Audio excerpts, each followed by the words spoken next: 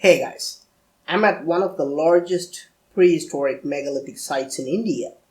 This is a hill near a remote village called Hire Benakal in southern India, a very mysterious place which has hundreds of strange stone structures built on top of the hill. Even though archaeologists say these are prehistoric structures built around 5,000 years ago, local people insist that these structures were not created by human beings and were built much earlier in time. They say these huge structures, which number in the hundreds, were built by a race of extraterrestrials called Moryar who visited us from another planet. Moryar ante meaning ಏನು more అంటే small ಚಿಕ್ಕರು ಮೋರಿಯಾರ್. Locals say the Moryar were only 2 feet tall and were responsible for teaching human beings various arts and sciences. Locals usually don't visit the site due to fear of disrespecting the Moryar, but this gentleman has decided to help me. Archaeologists and historians also don't visit the site for a different reason. Bears. This is fresh bear poop and I don't have bear spray. He tells me there are at least 3 dozen bears on the hill and we should go back as soon as possible, but I insist on staying because there is something very mysterious about these mushroom-like structures. How are these structures built? You can see how these rocks have been sliced into thin slivers. The roof of these houses are nearly 12 feet long, but only 2 inches thick. How did ancient men slice these rocks into thin slivers without breaking them? Even today, this is not possible without metal tools. How are they able to lift these massive rocks and balance them onto these thin slices like playing cards? And how do they transport thousands of these rocks from a different place? The larger stone structures are about 8 feet tall enough for human beings to enter, but look at these smaller ones. The entire structure is less than 2 feet tall and 2 feet wide, too small for anyone to fit in. This one is 4 feet tall, but the entrance is just 1 feet in diameter. How could a person of normal size get inside this small hole? And how are these circular holes made without metal tools? Archaeologists claim that these structures are not houses, but tombstones. They say these stones were erected on top of dead people to remember them. However, archaeology reports also confirm that they could only find animal bones and no human bones were ever found in this area. If this entire place was used for burial, we should have already found hundreds of skeletons or at least a few human bones.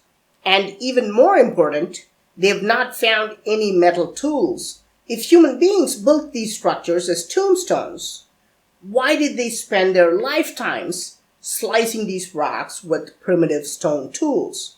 The truth is, experts know very little about this place. They don't even know the original name of this place, but locals call it Moryar. The word Moryar refers to the race of extraterrestrials, and the word Tate means a saucer or a plate in Kannada, which is the language of the state. These people call this place Moryar because they claim that extraterrestrials landed here in a flying saucer. This is incredible because in my previous video I showed you the cave paintings clearly depicting the flying saucer and astronauts in a place called Onakekindi. This site is just 15 miles from those cave paintings. And even more important, villagers around the cave paintings also refer to this specific painting as Moryar, which explicitly tells us that this was a flying saucer. Who are these Moryar? Locals say the Moryar were much smaller than humans, looked reptilian, and preferred to live underground. Exploring deep into remote villages, I realized that Moryar is simply another name for Nagas, the popular snake gods of India. Village temples confirm that Moryar and Naga are the same. The Nagas are also shown as smaller figures living underground with reptilian features in various temples, confirming that Moryars are, in fact, Nagas. Now, I'd previously shown you the UFO cave painting at Onakekindi, but have not shown you what's inside the cave.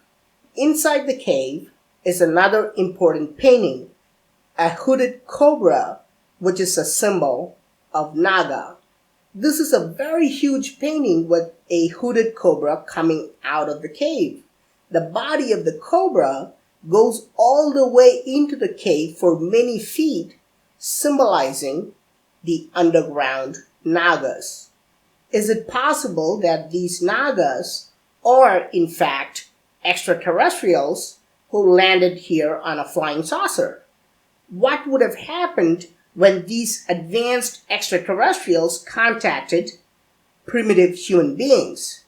If Moryar Tate is the very first place of this contact, why were these structures built? What could have possibly been the purpose of building nearly 400 stone houses on top of the hill? While archaeologists have no answers for these questions, locals say these structures were built as a training ground to teach human beings how to cut and balance rocks. As evidence, they point to this huge boulder balanced on top of a slippery slope. Locals claim that extraterrestrials sliced this round boulder in half, just like how we cut butter.